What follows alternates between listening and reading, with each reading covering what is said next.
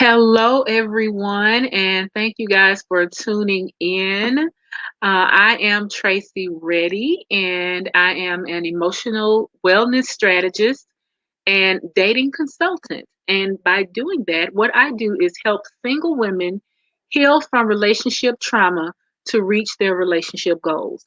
And quite frequently, you might see because you follow me on these different platforms, I am streaming live in three or four different places thanks to StreamYard, just testing that out. And this is the first time I'm using it in this capacity. So it's really exciting to see what's going to become of it.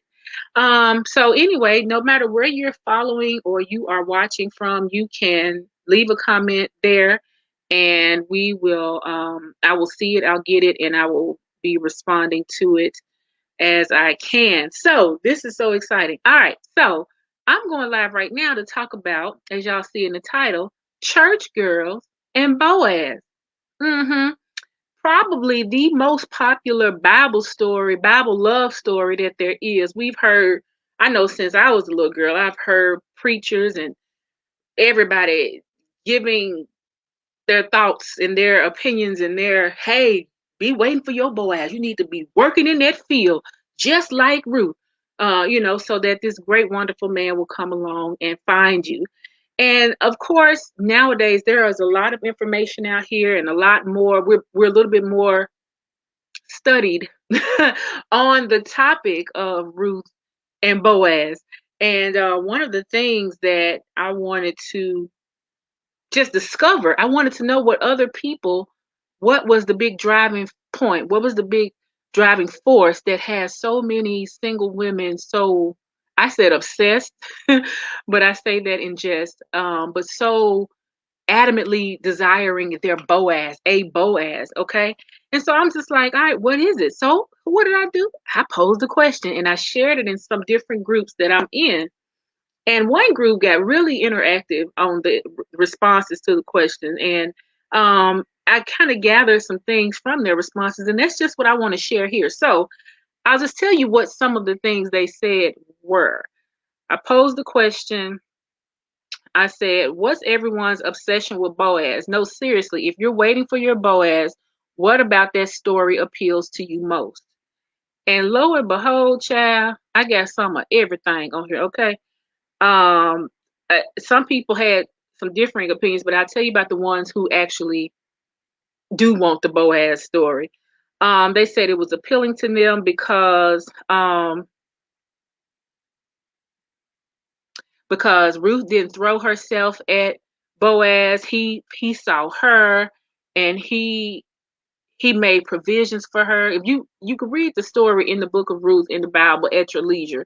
And so there was like he made provisions for her, which is true. He did actually she actually was coming to his field to harvest crops or whatever food, and she wasn't one of his harvesters.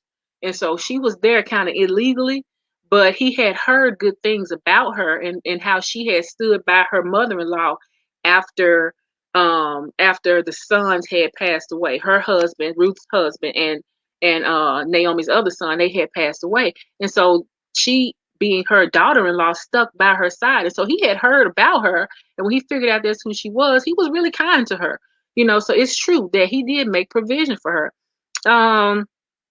And then someone else goes on to say that, let's see,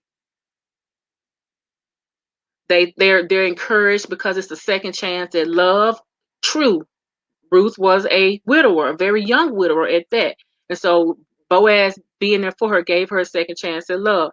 Some other people have said that they like Boaz's character and that someone like he could have easily somebody in his position could have taken at full-fledged advantage of Ruth and could have just had his way with her, but he didn't do that. And then they were saying how he had a good name and all these different things. And all those things are true. Okay. But here's the thing so to summarize that, let me just go back there. To summarize that, from what I'm gathering, what people like about the story is that Boaz appreciated Ruth for who she was. Boaz made provisions for and showed kindness to her even when he didn't have to. Boaz acknowledged her for her strength and character, that she had so faithfully and so diligently developed, and he exhibited integrity and character. But here's the parts of the story that nobody talks about. Like literally, before I was grown and did my own research on this story, I had literally never heard anything about these other parts of the story. And that is that yeah, it wasn't just, oh, she's just working and toiling in the field, and then Boaz said, hey, come be my wife. That's how it's been presented. But some of the more nuanced parts of the story is that, okay, first of all, the very first point is that Ruth had Naomi in her ear telling her what to do to get Boaz. And so I asked the question to single ladies, who is your Naomi? Who is your Naomi? You say you want the whole Boaz principle of to make your relationship come together. Who is your Naomi? Who is the woman in your life who is guiding you in the right direction towards the gentleman who is potentially your husband? Who is that? Who is that? Who is that? Is it somebody who's telling you don't date? Is it somebody who's telling you to be afraid of going out and just wait on the Lord, sit back in the cut and just wait for somebody to find you like he found Ruth? He didn't just find Ruth like that. He noticed Ruth because she was not one of his workers, and then inquired about who she was and discovered that she was that girl who stayed with her mother-in-law and was and kept up with her. But he did not say, hey, there's my wife. You know when he finally said, hey, there's my wife? When Ruth, another part of the story we don't really harp on, Ruth went into his quarters or to wherever he was and said, hey, I want to be your wife. In so many words. She said, I want you to be my kinsman redeemer, which that's a whole nother thing in that culture at the time. When a man passed away and left a wife, one of his brothers or cousins, somebody in his family would marry his wife to make sure she had provisions and everything. And so in that culture, that was what should have, what normal would happen. So Ruth is the one that said she worked in his field for a while until she finally, Naomi told her, go put on you some makeup, go put on, I don't know if she said makeup, Chad. I don't know how she said, but go put on you some perfume and some jewelry and stuff and go in there and go lay down at his feet and go tell him this, that, and the third. And then upon doing so, that is when he was like, oh, hold up. As one young lady in the group said, which I thought was hilarious, she was like, he went from talking about how can he get her some more barley to how can he make her his wife. Because she came in there and made it known that, hey, I'm interested. I want to do this, you know. And for us, it means something different in this day and time. It's different for us um, to say I want to be your wife. It's a little bit different from what they were doing. But at the same time, so many people again are harping on this principle. They want this principle in their life. They want the Boaz factor in their relationship, in their courtship, and their coming together. But they really missed the part where Ruth went in and did stuff. She went in and made things known. Now, I'm not telling you to go out and go chase men and all that kind of stuff. That is not my intent in this live. But what I am saying is that if you're so focused on that, you need to fish out all the principles. All the principles in there, which is Ruth had to do something in preparation. Praise the Lord. In preparation for Boaz. She had to do something in preparation for him. And so it's more than just sitting there working in the field. You got to do some specific stuff, okay, to be prepared for your Boaz. You got to do some specific things to be ready for that type of relationship, that type of coming together. And so all that said, I came up with this list. So like I said earlier, what we do like is that he appreciated Ruth for who she was.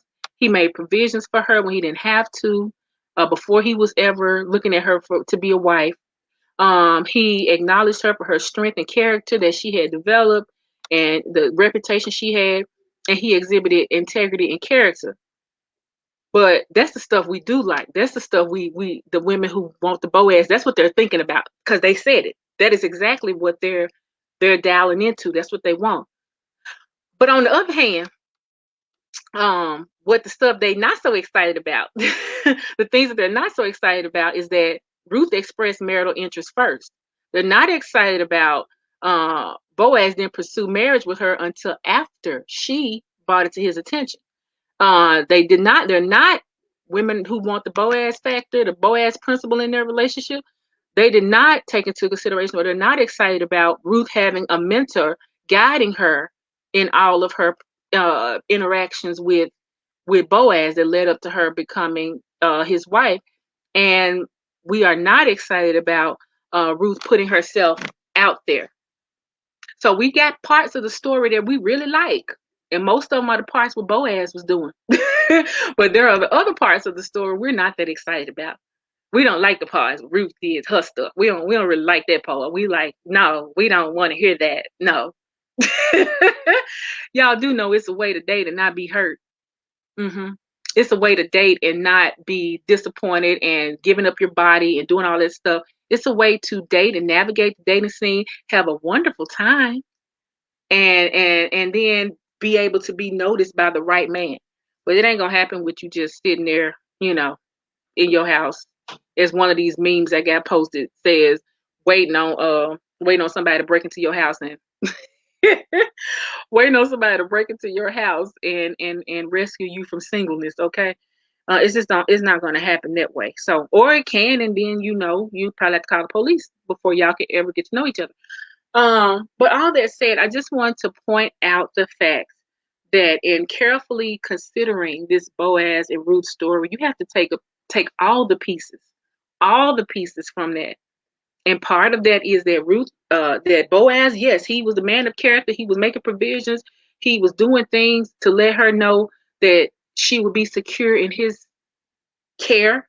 But at the same time, there was things Ruth had to do to prepare for Boaz, to prepare for going into his quarters, and to prepare for all that she ended up getting as it pertains to a relationship with him.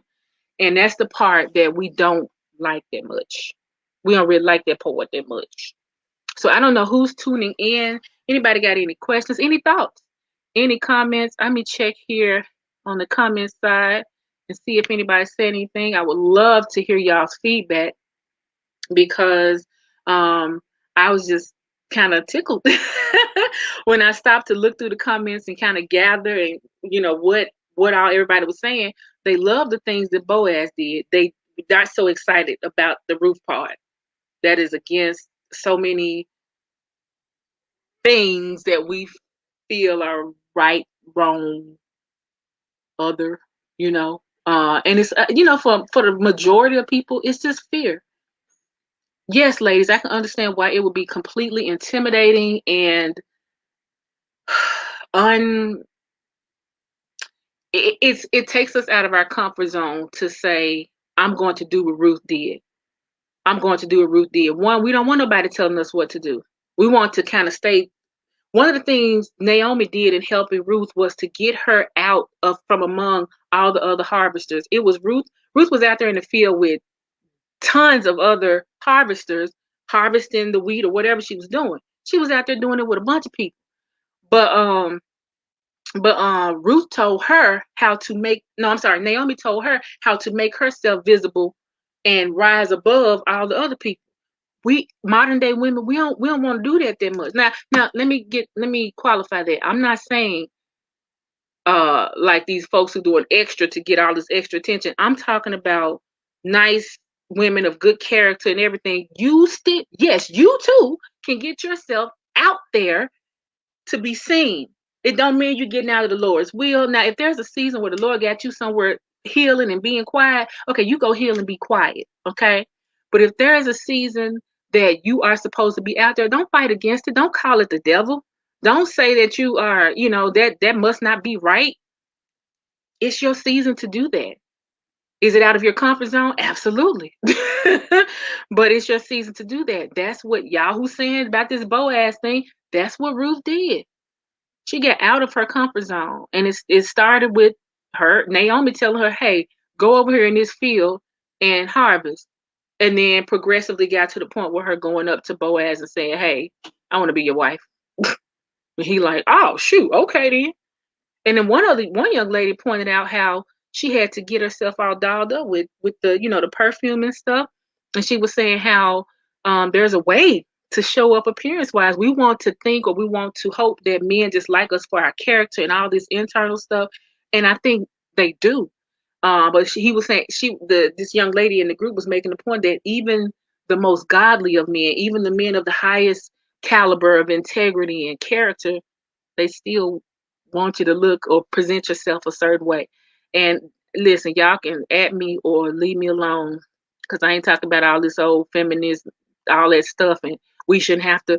I ain't talking about that because I'm number one to say, don't judge people by their clothes and all that kind of stuff. I would be in trouble right now being on this live with spaghetti strings on in some circles.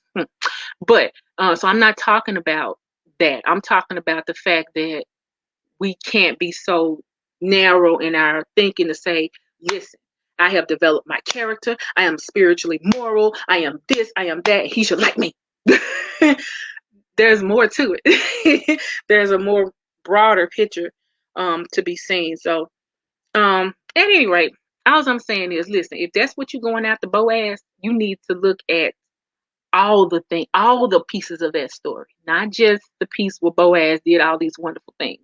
A lot of those wonderful things were started by Ruth putting herself out there, pushing a little bit, going against the norm. Even the fact that she was in his field harvesting, he could have like had her she could have got some kind of trouble. I don't know what the punishment is for harvesting in somebody's field that ain't you ain't authorized to be in. I don't know what the punishment was. But he could have had her thrown in jail or whatever the thing is, but he didn't. He was kind to her and said even leave extra for her, because he was so impressed with her character that she had stayed with her mother-in-law even after her husband had passed. So I'm just saying all this to say, if that's the principle you want, don't ignore the fact that it's not just Boaz doing stuff. You got to do some stuff too that's out of your comfort zone. So, in saying all that, if you're looking for yourself a Naomi, honey, I'm available. Um, because as I said earlier, I am an emotional wellness strategist and dating consultant, meaning I offer programs for single women to help them navigate their relationship experiences and trauma and beliefs and thinking and all that good stuff and get all that healed so that they can then present themselves in the dating world in a healthy way and be willing and able to um, to um to navigate that space in a good way with confidence, and not not positioning themselves to be hurt and disappointed and all that kind of stuff. So with that being said, if you're looking for somebody to be your mentor, to be the one to help you, to guide you along that path, I have a program called the Soul Detox. And you can go to souldetox.net. You can read more about it. And if you have some questions or anything that you would like to know about it, you're watching me now on some platform. Just click the message button, send me a message, and I'll be more than happy to answer it. But yeah, so that's all I had to say. That's all I have for today. And I'm hopeful that if you are waiting for Boaz, you are being a Ruth. All right, you guys, I will talk to you next time. Bye. And don't forget, visit souldetox.net.